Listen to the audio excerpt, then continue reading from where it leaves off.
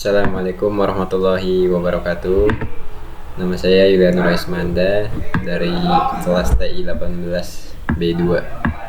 Saya akan mempresentasikan panduan informasi singkat berupa sistem informasi geografis.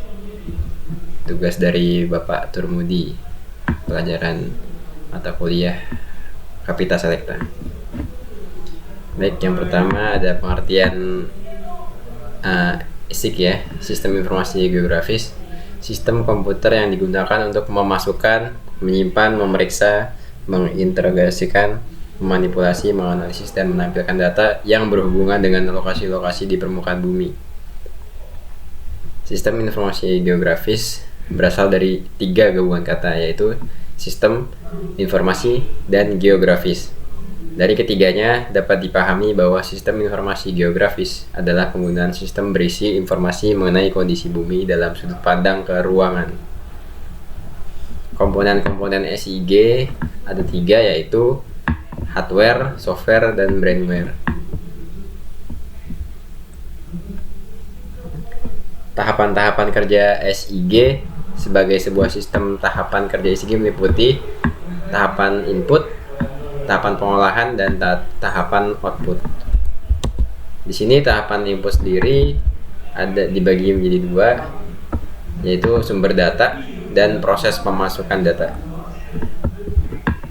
Sumber data ini adalah data penginderaan jauh seperti citra, baik citra foto maupun citra non foto dari udara dan satelit. Seperti ini contoh gambarnya. Ini peta rupa bumi digital Indonesia, Kecamatan Bolong Panggang, Gresik. Lalu yang kedua ada proses pemasukan data, masih di lingkup input, data spasial, data atribut.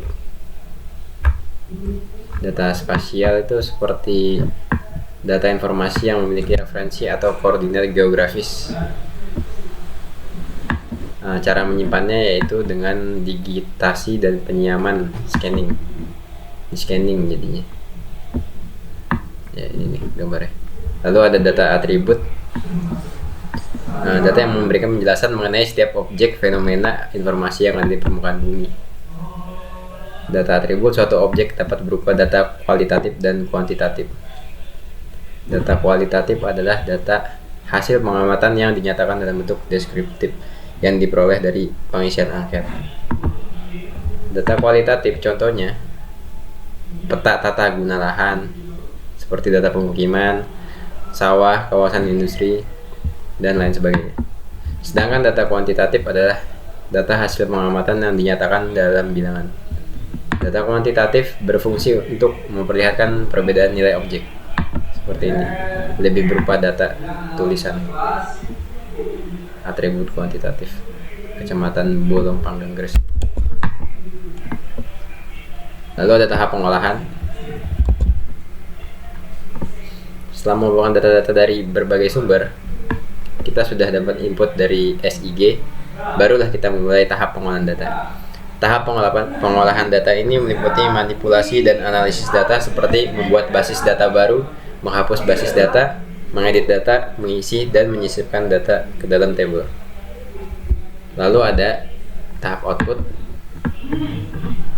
Berikut contoh akhir tahapan kerja SIG di Kecamatan Bolong Panggang, Gresik. Seperti ini ada keterangan jaringan perairan yang lain-lain, kontur tanah. Lalu analisis data sistem informasi geografis meliputi 5 bagian analisis klasifikasi, overlay, networking, buffering, 3 dimensi. Klasifikasi mengelompokkan data keruangan spasial, contohnya dalam klasifikasi pola tata guna lahan untuk pemukiman, pertanian, perkebunan, atau hutan berdasarkan analisis data. Analisis overlay adalah proses mengintegrasikan tumpang tindih 2 atau lebih data keruangan yang berbeda.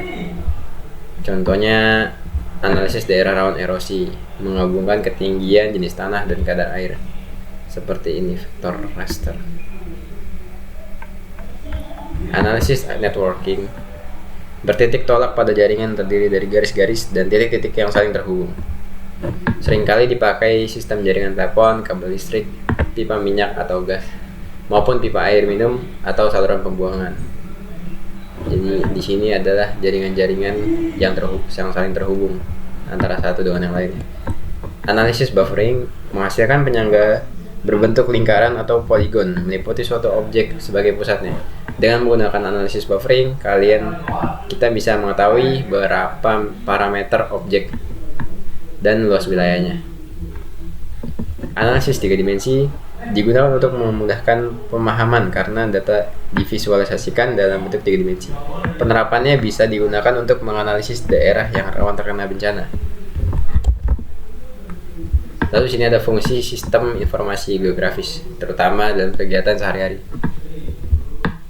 Banyak sekali manfaatnya, diantaranya SIG untuk inventarisasi sumber daya alam, mengetahui persebaran berbagai SDA, misalnya minyak bumi, batu bara, emas, besi, dan barang-barang tambang lainnya. Ya, lalu ada SIG untuk perencanaan pembangunan. Sebagai contoh, perencanaan pembangunan terminal bus dapat memanfaatkan peta jaringan jalan, peta tata guna lahan, dan peta kepadatan. SIG untuk perencanaan ruang bermanfaat sekali untuk perencanaan suatu wilayah, pendataan dan pengembangan pusat-pusat pertumbuhan dan pembangunan menggunakan SIG. SIG untuk perencanaan transportasi. Dalam bidang transportasi, pemetaan SIG digunakan untuk inventarisasi jaringan transportasi publik, kesesuaian rute alternatif, perencanaan perluasan sistem jaringan jalan, serta analisis kawasan rawan kemacetan dan kecelakaan. SIG untuk mitigasi bencana dapat digunakan untuk menentukan wilayah yang menjadi prioritas utama penanggulangan bencana. Mungkin itu saja yang dapat saya sampaikan mengenai SIG, sistem informasi geografis. Kurang lebihnya mohon maaf. Wassalamualaikum warahmatullahi wabarakatuh.